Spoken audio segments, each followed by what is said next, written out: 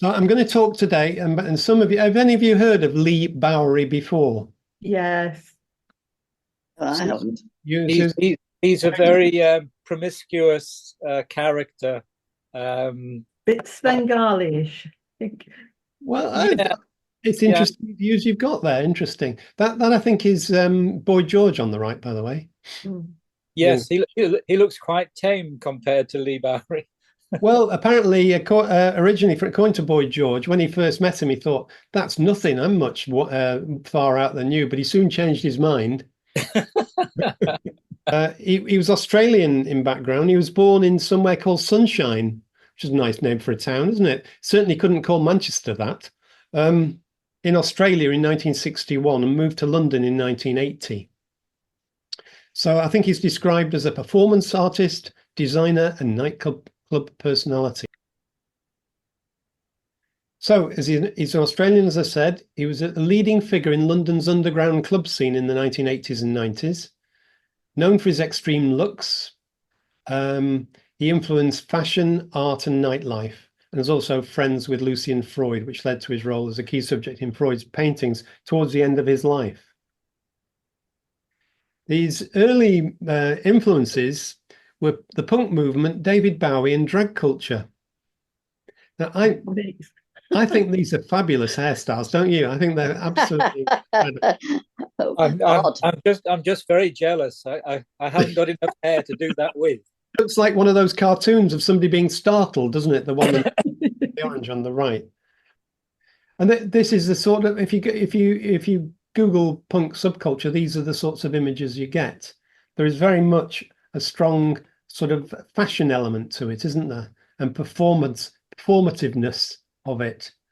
And it kind of came and went, but I think it was really quite important in its time. And you still see the occasional punk around, an aging punk. Look at this one right down at the bottom here. That's amazing, isn't it? This one. The punk covered music, ideologies, fashion, visual art, dance, literature, and film.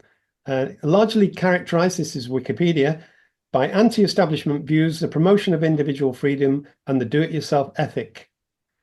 Coming from Australia, and in 1962, the Police Commission of New South Wales pronounced homosexuality and communism as the two biggest threats to the nation. That's Australia, of course. But it's said, at least it's claimed, that Sydney in the 1980s became the drag capital of the world, despite the deep-rooted homophobia, and the glamorous shows were annual events.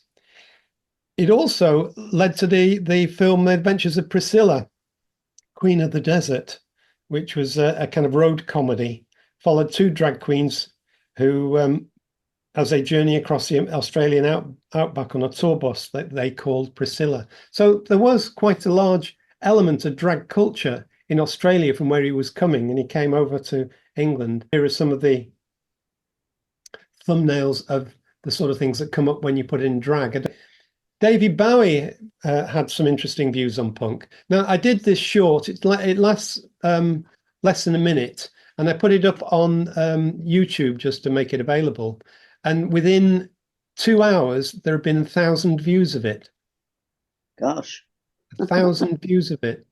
Wow. It's maybe just the attraction of David Bowie. But anyway, here it is. Do you think then the sort of the punk, then the new wave explosion was to music in the latter of the 70s? A very important enema.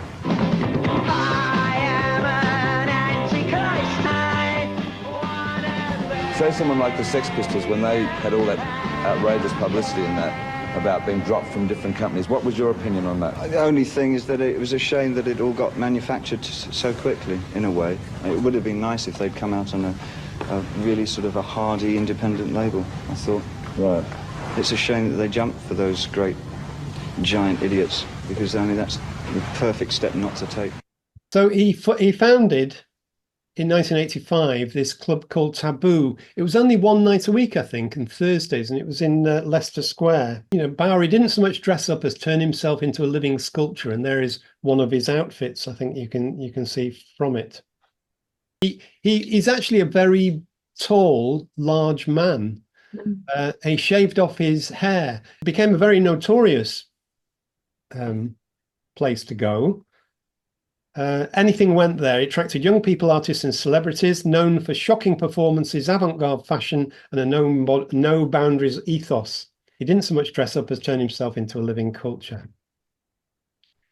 I particularly like his outfit on the left there. So Bowery became the performance, and hopefully finish shot inside the nightclub, I think, that was ever taken.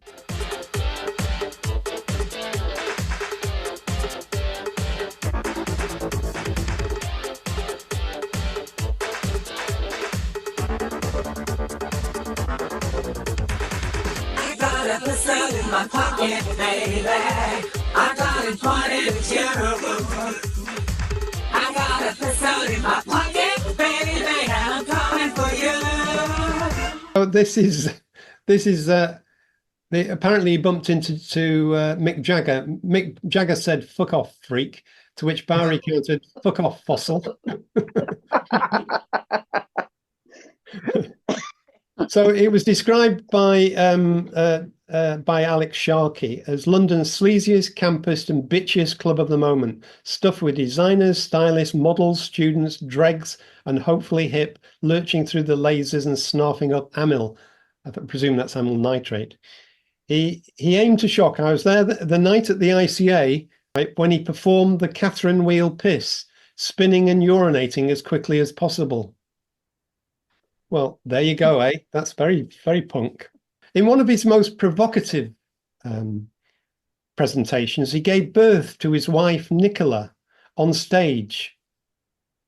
He'd married his longtime friend, Nicola Bateman, 6 months before his death. I think he called himself polysexual. But halfway through a song, he would start moaning, laying down as he went into labor and gave birth to Nicola, who would emerge from between his legs, red and sweaty, having been strapped to his stomach upside down for the duration of the performance. How very odd. Yeah. The thing I like about this particular shot, there he is lying on the ground. But what I like is what he seems to have on his feet are surgical boots. Right on, Lee, is all I can say. If he was, I think that's very impressive if he did. So there he is with Nicola Bateman, also Richard Torrey, in Fort Asperen, the Netherlands, in 1994. So she wasn't averse to dressing up a little bit as well. Her view about her husband getting involved with Lucian Freud, she says this: Leigh and Lucian were quite similarly minded. They were both mischievous little boys who had their own head about art and how to go about it. She disagrees that Bowery was lent high art legitimacy via his association with Freud. I think it's more the case of two great people aiding and abetting each other. At that time, Lucian needed a great model, and Leigh was looking for someone to help his career. I wasn't very impressed by Leigh Bowery, but the more I've read about him, the more I actually like him. This is him on. I went into Instagram and just saw what photos on this shot there were of him, and this was.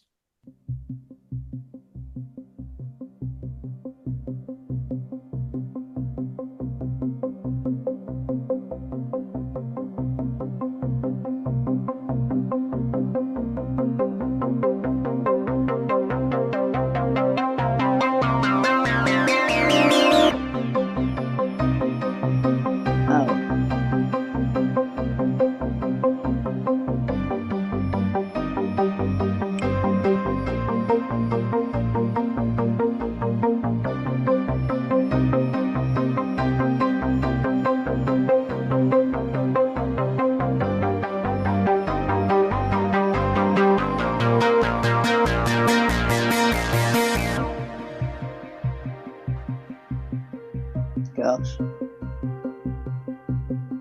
I just wonder why he's so afraid of being himself, because there are no Yes. images of him as a.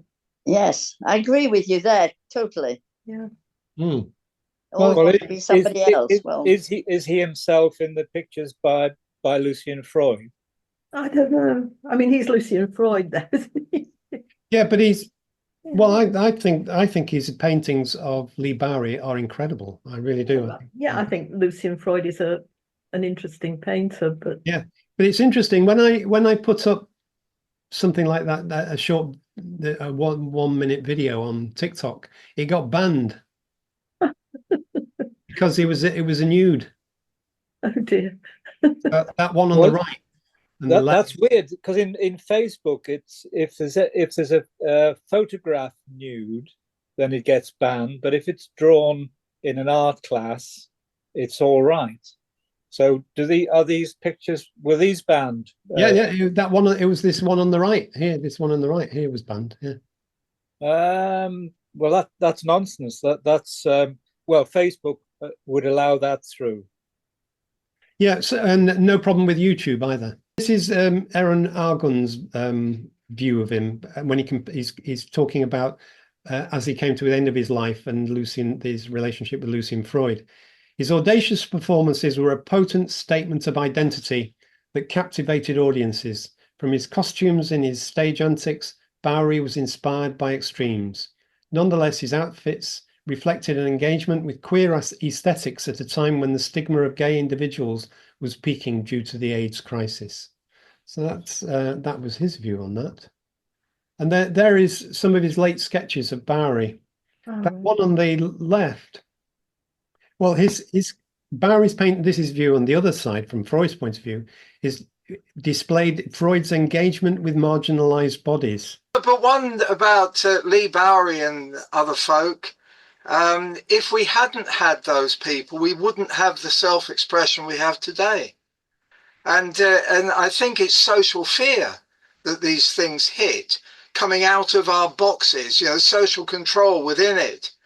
And yeah, I mean, I have to say that I was there, went in there with Pete Townsend one night and after recording, and I'd never seen Pete Townsend embarrassed. He was embarrassed. He didn't know what to do. He didn't know what to say. It was just amazing. But all of that era, I think it depends on if you come into contact with it on a daily basis and you see the human beings behind all those things. You talk about, is that really him? Well, who are we really? What things do we hide behind? And the process of who we are and how we are, that guy, and a lot of them, Bowie, and the Sex Pistols, people went on in the music industry about they've got no musicality. Well, they did. And their basis was, if you own an instrument, try it. And if you want to do something, don't just talk about it, do it. Just express yourself, do it. And what we were seeing a great deal during that period, during the 80s and into the 70s and into the 80s, was the change within society and especially this absolute awful fascism in terms of art, saying you can't do this, you can't do that because these things exist, and legislation, wokeism and so on. We need to go through those passages. You need to be able to go through them so that the general public ourselves can discuss it and say, well, that's a load of bollocks. Actually, we do it anyway. But these are people who are setting rules about it all. I think I just have a problem with drag overall. I find it appropriates women in a way that isn't about women in many ways. I don't know, it's a construct of womanhood, or feminine. I don't know. I just find drag very distasteful, really. In your view, to an extreme, would you ban all drag? Would you cancel it from the universe? No, they can do what they like, but I don't have to like it, and I don't like it. You don't have to be involved in it. No, I just think I agree with you. It's a presentation of women or femininity, which has nothing at all to do with what being a woman is about, really. I'm still amazed, Bill, that you went to Taboo. Yeah.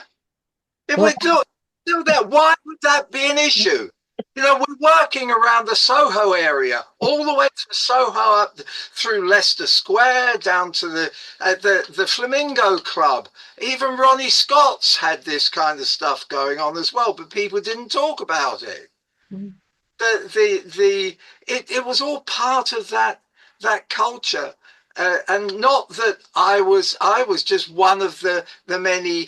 I can't think of a better word, servants to those who were creating their things, and they required instruments, arrangers, recording studios, film studios, photography studios, and there were thousands of people who were involved in it on a day-to-day basis. I was wondering how you got into the club, because it said that the thing was they hold up a mirror to people and says, would you let this person in? Got in because Pete Townsend was a celebrity. Oh, of course you went in. You were with him. Yeah, no way he was going to be banned, is it? I was just in ordinary garb, and there were people in there. There were people who had penguin suits on with flashy bow ties and things.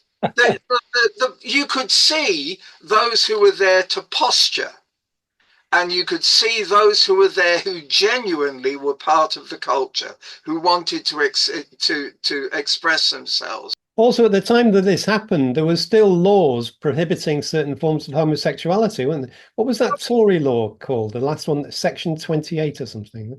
Yeah. It was only in the late 1980s that it got knocked down, didn't it? Yeah. Yeah, so there was a lot to protest against. There's a lot to do things against, and as well as you can go on marches or you can go like that to a nightclub, and I think they were both in their own forms way. They were both protesting against it. It's down to the basic thing that drama, art, music, all creative things don't belong in a box of any kind. Whether anybody tries to take possession, control it, stop it, whatever it is, it's better off left open and creative. Yeah, and so Negro minstrels are okay, are they? So it's okay for white people to black up and be nigger minstrels? Well, oh yes, that's something that's well, it was okay. I watched that for years and I didn't react at all. I thought it was just part of the show. It was the what was the guy's Black name? and white minstrels. Yes, but it's like drag. It's the same thing, because you black your face and pretend to be an African or an African American. It doesn't mean you are one, and it's a bit like drag. It's the same feeling of. It's a freedom in a way. That was a good fight back, Sandy. There, very good. Yeah. Anyway, we've got Midsummer Night's Dream, haven't we? Have we? Well, that's what I mean. We've got that as an issue, which we skated around.